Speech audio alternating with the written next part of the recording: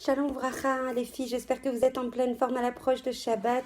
Be'ezrat Hashem, que ça soit une source de joie et de bonnes nouvelles pour tout le Ham Israël, Be'ezrat Hashem. Alors, on continue en fait sur la gloire, sur la capacité en fait à baisser la tête, à courber la tête, à élever son cœur vers Hashem de façon à ce qu'Hashem puisse nous relever. Et en fait, on va parler notamment de la tfila et des kavanotes et des intentions qui vont en fait guider de manière appropriée la prière vers le Kisei HaKavod. Comment fait-on pour élever notre prière vers le Kisei HaKavod?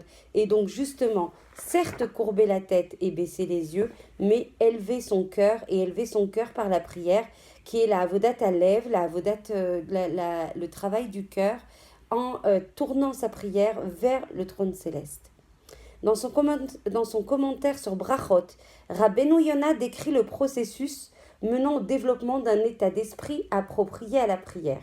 Et en fait, il va nous donner un conseil qui est fondé sur l'extrait du Talmud qui est cité par le Ramban. Celui qui prie doit essayer de s'imaginer debout devant le Kisei HaKavod, devant le trône céleste. Or, ceci est strictement impossible quand notre esprit est encore pollué par toutes les affaires de ce monde, que ce soit des soucis professionnels, des soucis au niveau de la famille, des problèmes financiers. C'est pourquoi il doit, avant de prier, prendre du temps pour l'eidbonen, pour se regarder, pour faire un cheshbon nefesh, pour évacuer, pour essayer en fait de libérer toutes ces énergies négatives. Il doit se préoccuper, l'homme doit se préoccuper de toutes ses préoccupations matérielles, de façon à avoir le cœur vide, le cœur destiné, dédié en fait à la prière. Et les générations précédentes, nos générations précédentes avaient un proverbe pour cela. Ces proverbes disaient que si tu veux te concentrer sur tes prières, déjà, tu dois débarrasser ton âme de ton corps. C'est énorme, cette phrase elle est énorme, ça veut dire qu'il faudrait faire abstraction complètement de son corps, alors que c'est vrai que c'est le Kéli pour permettre justement de se tenir debout, de parler, de penser, etc. Mais là, il faut évacuer toutes les aspirations matérielles, les soucis matériels, les soucis financiers, les soucis de Shalom Bayit, de Chinuch Yeladim, etc. Et se libérer de tout ça pour se destiner complètement au niveau de sa neshama à la prière. Alors seulement, disent les générations précédentes, ton cœur pourra se libérer pour s'envoler vers le ciel. Les manières de chacun vont refléter, vont déterminer dans une certaine mesure les émotions et les pensées secrètes. Le Talmud dans Kiddushin va enseigner qu'il est interdit de marcher sur plus de 2 mètres en se tenant droit de manière arrogante. Et le Talmud cite le verset. Malé kol haaretz kevodo. Le monde entier est rempli de la gloire d'Hachem pour justifier cette règle. Donc vous imaginez, on ne peut pas marcher 2 mètres en se tenant droit et de manière condescendante, de manière arrogante, puisqu'en fait, toute la terre est remplie d'Akadosh Baruch Hu. De même, le Rambam écrit que les hommes de réelle stature s'abstiennent généralement de marcher la tête haute. En général, ils ont toujours les yeux, et ça me rappelle beaucoup Baruch Hashem de Rabbanim que j'ai eu la chance et le plaisir de croiser.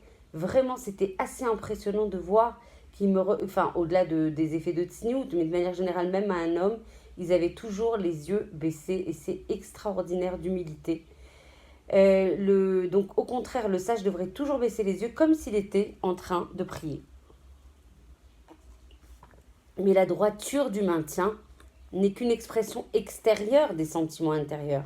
En fait, c'est dans son cœur que l'homme doit déterminer réellement le ton de sa relation avec Hachem. Il peut se tenir droit, extrêmement arrogant, tout en assumant une position intérieure de soumission à la volonté du Créateur. Donc il ne suffit évidemment pas de se tenir la tête baissée, les yeux tournés vers le sol comme dans un sentiment et dans une posture de prière. Au contraire, il faut que dans son cœur, il ait assumé une position intérieure de soumission par rapport au Ratzon d'Hachem. Mais en fait, si on pouvait intégrer cette Nekuda, mais je vous assure que notre Avodat Hachem changerait complètement. mais les gamrées, elles changeraient complètement. Pourquoi?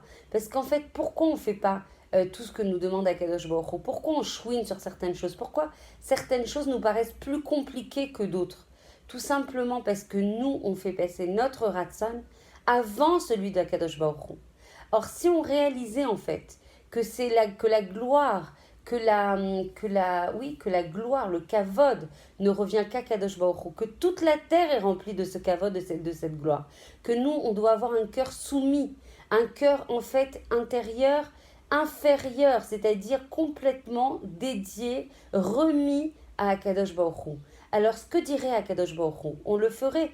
Plus on étudierait et plus on observerait sans se poser de questions, sans faire passer en fait nos désirata, notre ratson, notre prira, notre libre arbitre, même s'il existe et c'est Hachem qui nous l'a octroyé. Mais si on était dans une position en fait d'intérioriser cette infériorité par rapport au ratson d'Hachem, par rapport au kavod, eh ben on n'en serait pas là, parce qu'en fait ça serait un prérequis. Hachem a dit, Hachem a dit, Hachem a donné cet ordre, alors on le fait. Vezeo, Nigmar Asipour, il n'y a pas de mitlaptim, on hésite, on choisit, ça c'est pas pour moi, ça c'est. En fait, on faudrait travailler sur cette conscience que la gloire, le kavod, on est des Ovdei Hachem, on est des serviteurs d'Akadosh Baruch Hu. Et comme on l'a appris beaucoup Shabbat avec le Rav Pinkus, c'est pas nous qui choisissons à quelle heure on a besoin d'être libérés de notre avoda. La avoda, elle est continue, elle n'a pas comment on dit, de disruption, comment ça s'appelle, d'interruption. Elle est continue en fait dans le temps et on n'a pas de petak shichur, on n'a pas de papier qui nous permet en fait d'être libérés de cette avodat Hashem. Rav Moshe Feinstein avait pour habitude de rester immobile, droit, pour réciter le Shmona Esrei, sauf lorsqu'il devait se prosterner. Il racontait en guise d'explication que lorsque les juifs communistes l'avaient emprisonné pour l'interroger sur sa participation aux activités religieuses, il avait été obligé de rester au garde à vous, sous la vigilance d'un garde menaçant. Il n'avait jamais éprouvé un tel sentiment de soumission. C'est à ce moment-là que le Rav Moshe Feinstein avait décidé de réciter le Shmona Esrei dans cette posture extrêmement rigide, afin de démontrer sa soumission à son vrai maître. Donc pas Shmona Esrei droit normal comme ça, mais droit rigide au garde à vous devant Akadosh Baruch Hu pour lui montrer son entière soumission.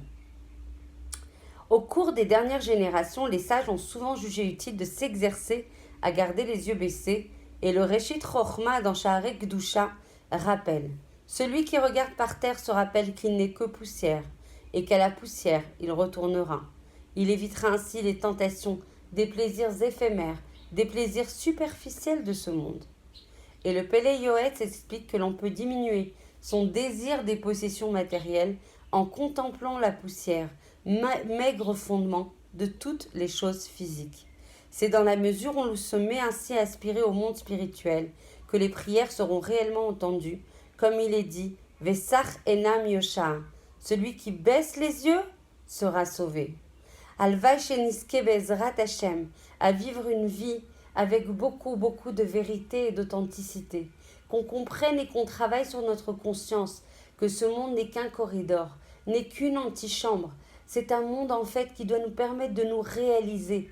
Donc il ne s'agit pas de tomber dans le désespoir ou dans le manque de joie, lo aleno, ça serait la pire des catastrophes. A contrario, prendre conscience que chaque minute est un otsar gadol, un trésor et le plus précieux que l'on ait, c'est-à-dire la vie, la capacité à être, la capacité à se réaliser, la capacité à tendre vers Hachem, la capacité à le connaître, la capacité à l'aimer. C'est ça qui va nous donner le chibour, le lien avec le monde nitzri, avec le monde éternel. Si on est capable de protéger chaque seconde qui nous est offerte dans ce monde pour la lier à l'éternité, alors là, on aura rempli notre tachlit. Alors là, on sera shlemim avec nous-mêmes. Et nous-mêmes, c'est quoi? C'est notre neshama. On doit chercher l'apaisement, la cohérence, la joie en fait de réaliser son tafkid, de réaliser en fait ce que notre papa nous demande d'observer, notre roi des rois nous demande d'observer. Alors là, on va goûter, quelles que soient les situations dans lesquelles on va s'inscrire, à une quiétude, à une capacité à être rempli d'Akadosh Baruch Hu, un roga, une sérénité, une paix intérieure, d'être là au bon moment, en train de réaliser ce qui nous est assigné comme job. Et Zrat Hashem, que l'on puisse avoir ce mérite, on se retrouve pour être conforme justement au Ratzon d'Hachem, de protéger le Shabbat, de l'investir de toutes nos forces, parce que c'est ça, la source, comme on apprenait Shabbat, la bricha, la piscine de toutes les brachot kulam, c'est Shabbat, c'est le Mekor HaBracha. Donc Bezrat Hashem, je vous propose de partager le cours demain à 16h sur la terrasse d'Éric Belaïch. Donc Shaharet Fila, on passe en revue, je pense à Sher Yatzar cette fois-ci, dans le Homek, dans le Sod. On va voir à quel point cette prière, elle est extrêmement puissante et à faire avec beaucoup de kavana et de manière systématique. Je vous embrasse très fort, je vous souhaite un excellent Shabbat rempli d'Akadosh Baruch Hu, rempli de joie, exclusivement tourné vers Hachem. Bezrat Hachem, qu'on ait des bonnes nouvelles pour tout le Ham Israël. Et ce cours est spécialement dédicacé à quelqu'un que j'aimais beaucoup et que j'aime toujours beaucoup, qui est le papa d'une amie qui s'appelle Avraham Ben Esther. Que son âme puisse reposer au Gan Eden Bezrat Hachem et que l'on puisse le retrouver très rapidement à Triat Hameshim, Hametim, avec la venue du Mashiach Bezrat Hachem, Bekarov, Mamash, Berachamim, et que tous les cholim puissent recouvrir en fait la refoua chez les ma Bezrat Hachem, et que tous ceux qui cherchent leur zivouk puissent le trouver Bezrat Hachem, que tous ceux qui ont des problèmes de Shalom Bayit trouvent de l'apaisement et de l'accompagnement d'Akadosh Baruch Hu au sein de leur foyer, et beaucoup de Chinuch et Eladim dans la Yirat Shamaim et dans la Torah Bezrat Hachem avec les Midot Tovot. Je vous embrasse très fort et je vous souhaite un excellent Shabbat.